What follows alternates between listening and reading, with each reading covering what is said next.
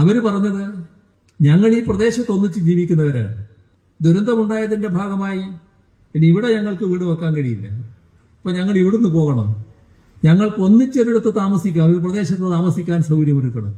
കാരണം ഗവൺമെന്റ് പുനരധിവാസത്തിന് സഹായം നൽകി ആ പണം സ്വീകരിച്ച് പലയിടങ്ങളിലായിട്ടാണ് വീട് വെക്കുന്നത്. അതിന് പകരം ഒരിടത്ത്, ഒരു പ്രദേശത്ത് ഞങ്ങൾക്കെല്ലാം ഒന്നിച്ച് കഴിയാൻ പറ്റണം. ഇതായിരുന്നു അവരുടെ ആവശ്യം. സർക്കാർ അതിന് അനുകൂലമായി പ്രതികരിച്ചു. അതിന്റെ ഭാഗമായി ഒരു ടൗൺഷിപ്പ് നിർമ്മിക്കുമെന്ന് പറഞ്ഞു. ആ ടൗൺഷിപ്പ് നിർമ്മാണം പരസ്യമായി പ്രഖ്യാപിച്ചു. അതുമായി ബന്ധപ്പെട്ട് സഹായങ്ങളുടേതായ ഓഫർ പലതരത്തിൽ വന്നു. ചില ഓഫറുകൾ യാഥാർത്ഥ്യമായി, ചില ഓഫറുകൾ യാഥാർത്ഥ്യമായില്ല.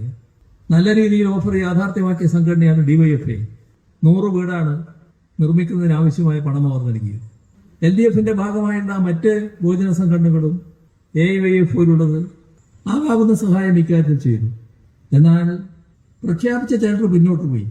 ഇതുമായി ബന്ധപ്പെട്ട് തുടക്കം മുതൽ പ്രതിപക്ഷ നേതാവിനെയും ഉപനേതാവിനെയും വിശ്വാസത്തിലെടുത്ത് ചർച്ച ചെയ്താണ് കാര്യങ്ങൾ നീക്കിയിരുന്നത്.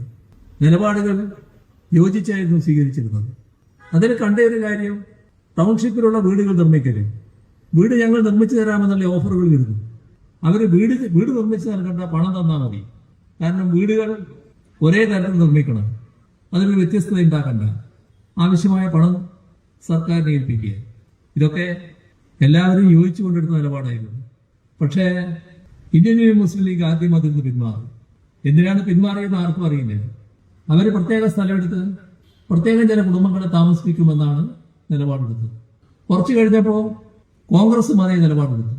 കോൺഗ്രസിന്റെ നിലപാട്, ലീഗ് നിലപാടെടുത്തതിനെ കുറിച്ച് എന്താണ് അങ്ങനെ ഒരു നിലപാട് വരുന്നത് എന്ന് ഞങ്ങൾ സംസാരിച്ചതിന് ശേഷമാണ് അത്തരമൊരു നിലപാടിലേക്ക് പോകുന്നത്.